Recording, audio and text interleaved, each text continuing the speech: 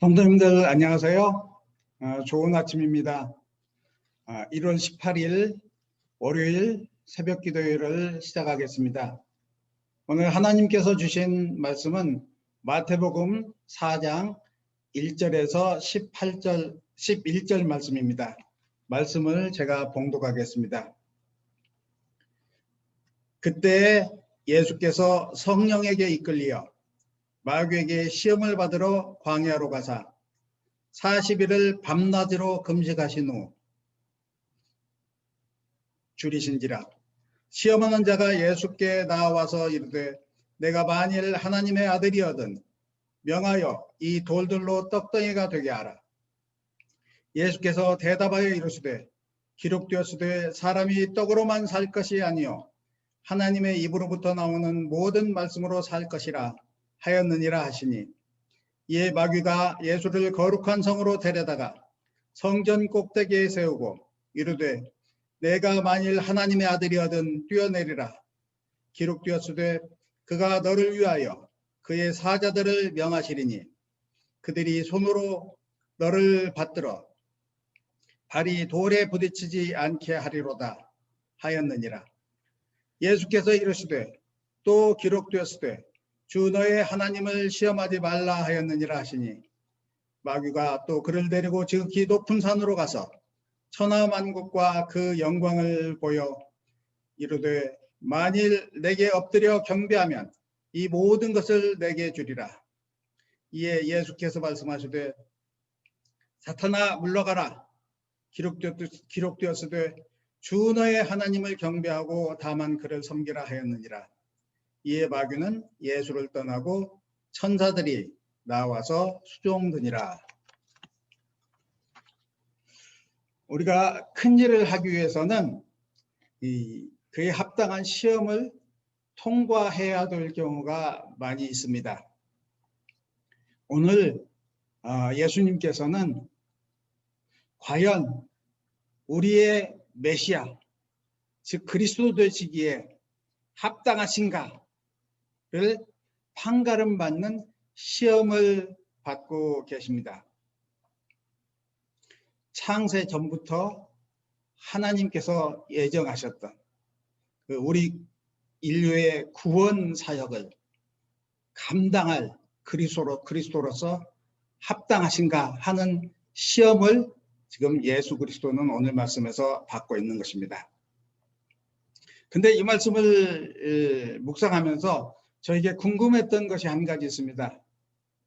예수님께서 이 마귀에게 시험 받기 전에 40일간 금식하였다고 그러는데, 이 40일 금식이 과연 예수님의 시험을 더욱더 어렵게 하였느냐, 아니면 40일 금식을 통해서 예수님께서는 더 온전히 마귀의 시험을 물리칠 수 있었을 것인가, 이것이 좀 궁금했습니다.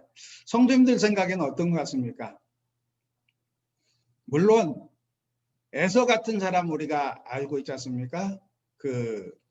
이 팥죽 한 그릇에 장자권을 팔았던 에서 같은 사람, 그런 사람이었다면, 만약 예수님이 그런 사람이었다면 아마 이 40일 금식은 이 시험을 더욱더 어렵게 했을 것입니다.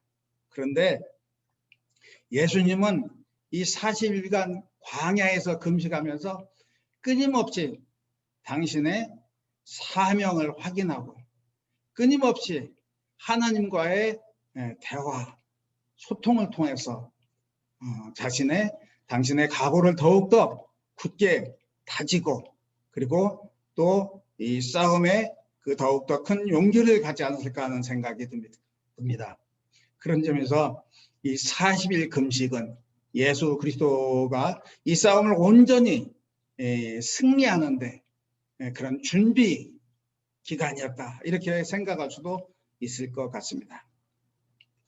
그 예수님의 오늘 싸움의 그 본질에 대해서 한번 생각해 보신 적 있습니까?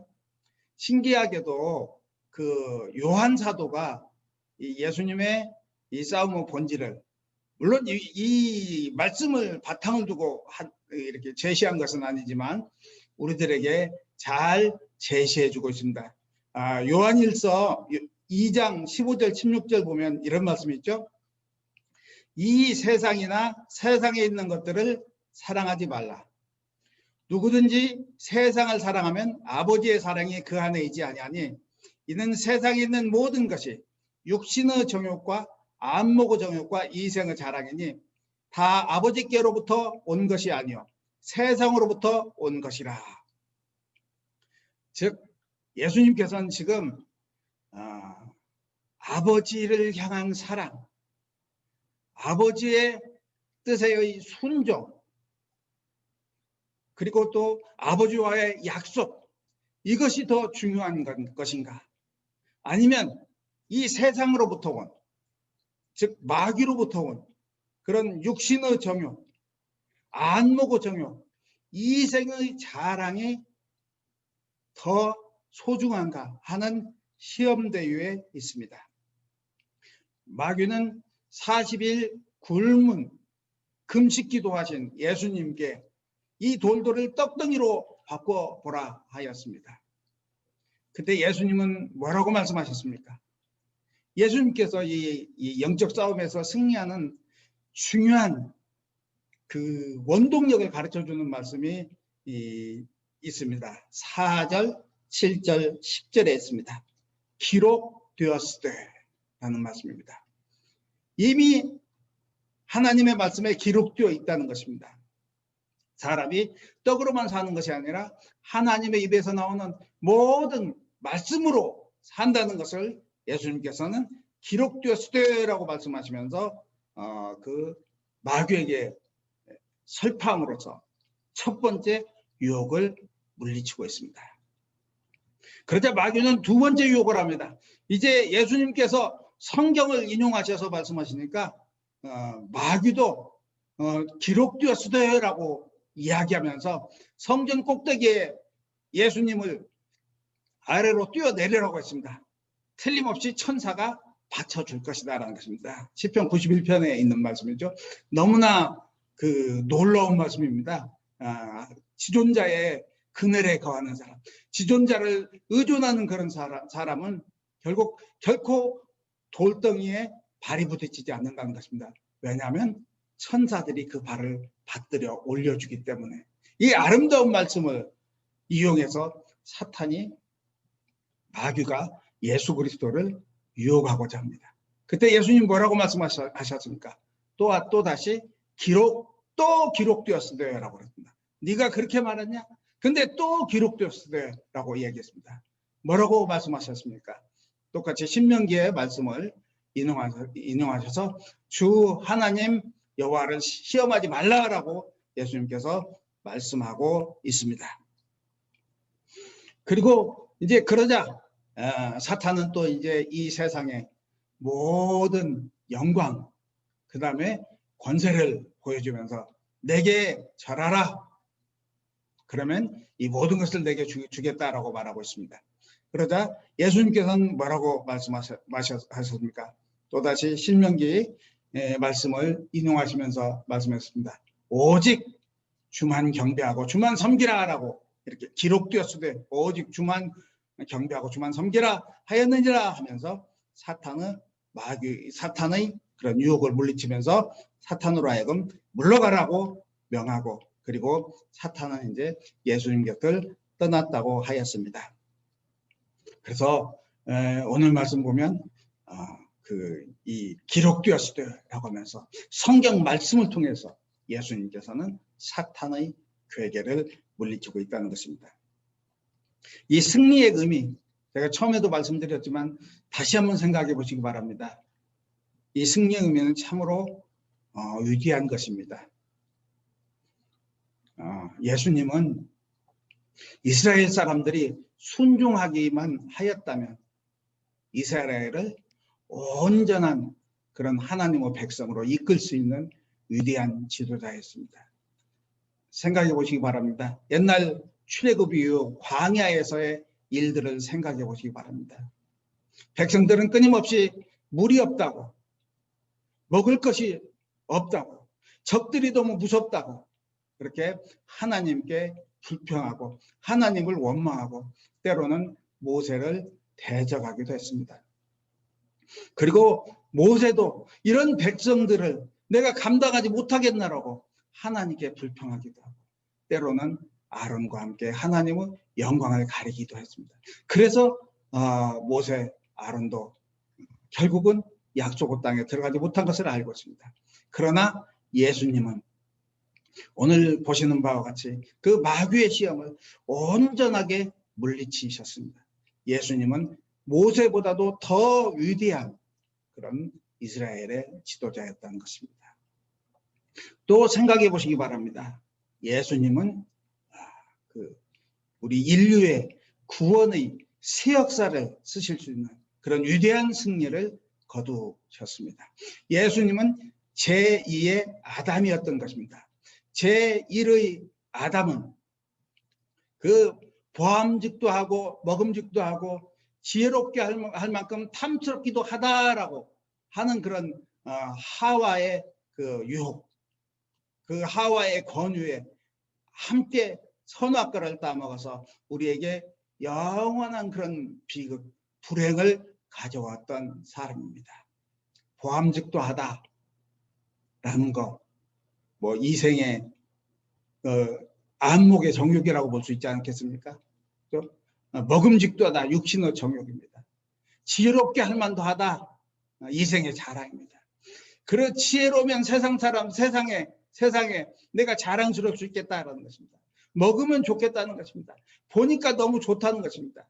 거기에 빠져서 하나님의 말씀을 거역했던 아담과는 달리 예수님은 끝까지 말씀으로 승리하셔서 이제 그 제2의 아담으로 이제 우리를 구원하실 구세주로서 우뚝 서시게 된 것입니다.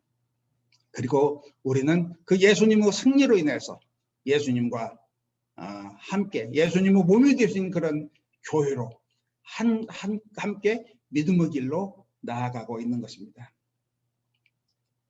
그런데 생각해 보면 우리는 때때로 연약하여 죄의 유혹에 빠지는 경우가 너무 많이 있습니다. 옛날 자동차 뒤에 사람들이 스티커를 많이 붙이고 다니는데 이런 스티커도 있었다고 합니다. 주님, 우리를 시험에 들게 하지 마옵소서. 우리 스스로도 시험에 너무 잘 빠지게 됩니다. 우리 스스로도 시험에 너무 잘 빠지게 됩니다. 그러니 우리를 굳이 주님께서 우리를 시험에 들게 하지 마옵소서라고 그런 스티커를 그런 붙이고 다니는 사람도 있었다고 하는데, 그렇습니다. 저 자신을 봐도 작은 유혹들, 작은 그런 싸움들에서 이렇게 그 패배하는 경우를 우리는 너무 자주 경험하고 있습니다. 그러나 오늘 예수님께서 우리들에게 승리의 길을 가르쳐 주셨습니다.